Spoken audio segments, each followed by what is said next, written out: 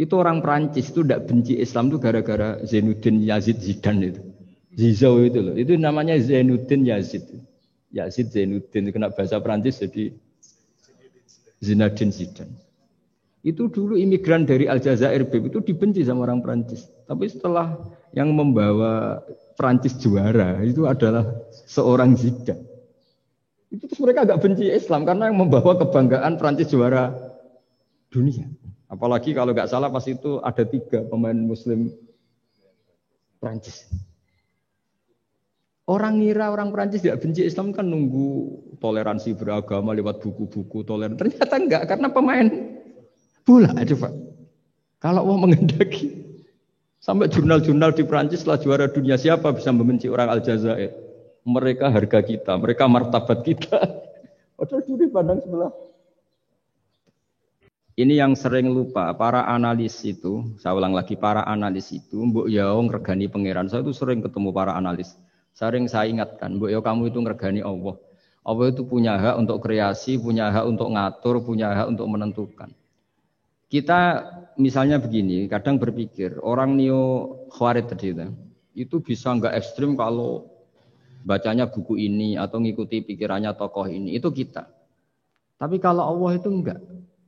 Saya beberapa kali ada kejadian orang begitu benci misalnya sama Muhammadiyah atau benci sama NU atau benci apa.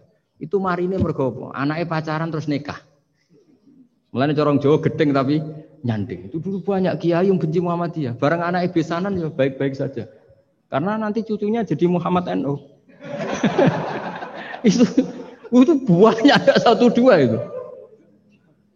Sama nanti orang yang kuras gitu ternyata pas butuh bantuan yang nolong itu Islam moderat. Akhirnya kan karena Al-Insan Abdul Ihsan itu ya respect. Jadi, nah tapi kita sebagai analis ngiranya kalau pikiran itu dilawan pikiran, tidak mesti juga. Jadi manusia itu segampang itu. Dulu yang namanya Abi Sufyan itu bencinya sama Nabi, Masya Allah juga sebaliknya. Tapi ketika Ummi Habibah jadi istrinya Nabi, itu kebencian yang penggemar Abi Sufyan dan Nabi cair. Begitu juga Juwairiyah. Makanya ketika ada konflik besar antara kelompok-kelompok itu, karena mereka sebagian sudah jadi istrinya Nabi itu, mereka bilang Asharu Rasulullah SAW. Jadi konflik yang se-ekstrem itu selesainya pakai besanan. Ashar itu besanan. Mau tukaran gimana? Mau benci Muhammadiyah gimana? Cucunya sekarang sudah Muhammad NU. Yang NU juga cucunya sekarang. Ya sudah. Akhirnya ya baik-baik saja. Jadi tidak udah ada solusinya. Kalau Allah sudah menghendaki nanti gampang saja. Sama jangan tanya. Lah kapan itu Gus? Saya ada Tuhan kamu tanya ya, tanya sama Allah. Jawabannya wallahu a'lam. Tapi saya mohon para analis ya, jangan corong Jawa aja ngilani pangeran. Tuhan itu diberi hak untuk menyelesaikan karena banyak yang di luar dugaan. Wahsy itu menjadi mukmin justru setelah membunuh Hamzah. Khalid bin Walid menjadi mukmin justru setelah menang di perang Uhud. Tapi kalau Allah menghendaki segampang itu. Yaitu ketika Khalid bin Walid menang di perang Uhud karena sahabat melanggar perintah Nabi harus tetap di atas gunung sementara mereka melanggar turun ke gunung. Itu Khalid bin Walid itu, wah Muhammad itu luar biasa. Anak buahnya melanggar saja dikasih sanksi, apalagi kita. Ini berarti orang yang sangat diperhatikan oleh Tuhannya. Terus dia cara berpikir begitu. Akhirnya masuk Islam. Banyak orang masuk Islam itu malah pas menyembah Tuhannya, Tuhan berhala. Itu ada orang Arab, zaman Arab dulu. Pas mau nyembah berhalanya, pas ada luwak kencing di kepala berhala itu. Terus dia, aduh punya Tuhan kok gak keren, gimana? Terus masuk Islam. Jadi dia dapat hidayat pas keliru. Kalau dalam cerita kewalian ya Sunan Kalijogo itu, dia jadi muridnya Sunan Bonang. Kenalan pertama karena begal Sunan Bonang. Pas begal malah jadi murid. Jadi kalau Allah itu punya sekian cara. Kadang kiai itu gak bisa mengislamkan orang, tapi banyak mahasiswa punya pacar non muslim itu yang Islamkan pacarnya. Ribet kan kalau sudah mau apa coba itu memang. Ya sudah, Allah itu diberi hak ya tetap Allah sebagai Tuhan itu tidak usah. Mbah Mun itu diantara yang sering dikatakan beliau itu dulu saya juga agak protes dengan tanda kutip, tapi beliau ngendikan ya saya sami'na wa ata'na. Kata beliau gini, hak Sok itu sing gawa agama nang Indonesia itu pegawai negeri. Yang bawa agama kemana-mana itu pegawai negeri. Nah, sempat protes. Lah santri bah, mau santri karuan mau santri. Tapi setelah saya jadi kiai, ya bebas. Setelah saya jadi kiai ini kan sudah jadi kiai betul, sudah jadi kiai betul. Tanpa SK kan kiai. Kalau komisaris pakai SK, kalau kiai itu nggak usah SK. Setelah saya jadi kiai itu sering ada tamu dokter, ada tamu tentara, ada tamu pegawai-pegawai negeri. Itu bilang, saya ini dokter. Karena saya dokter. Kadang datang di pedalaman Papua, NTT itu kan atas nama dokter, yaitu di puskesmas desa-desa tertinggal. Karena mereka muslim berkebutuhan Islam, yaitu ada sholat, ada masjid, akhirnya dibikinkan. Dan orang ke sana, orang di sana yang mau apa coba? Wong itu negara. Coba kalau yang datang kita sebagai kiai, dianggap misionaris kan? Artinya begitu juga di Belanda misalnya atau di New Zealand atau di Jerman. Saya punya banyak kawan yang turun di kedutaan. Gara-gara persahabatan mereka duta besar, mereka muslim. Gara-gara muslim berkebutuhan bikin masjid. Akhirnya di negara-negara non-muslim juga banyak masjid dibikin kedutaan, dibikin mahasiswa.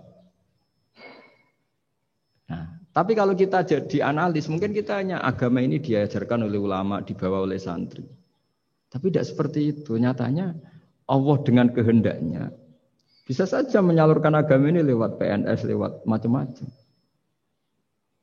Jadi Allah itu maha kuasa. Makanya kita ini hanya bersaksi bahwa innallaha ala kulli syai'in qadir. Nah, kita sebagai kiai memang bantu mengenalkan ahkam fikihnya yang detail-detail itu.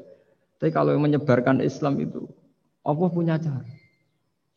Saya kemarin pas ketemu Habib Quraisy di antara yang diceritakan itu. Orang Inggris itu kadang kenal Islam itu ya lewat Muhammad Salah itu pemain bola itu. Karena mereka tidak ingin ngamati kiai, yang ingin diamati pemain bola. Jadi pertama itu orang Prancis itu tidak benci Islam itu gara-gara Zainuddin Yazid Zidane itu. Zizou itu loh. Itu namanya Zainuddin Yazid. Yazid Zainuddin kena bahasa Prancis jadi Zinedine Zidane.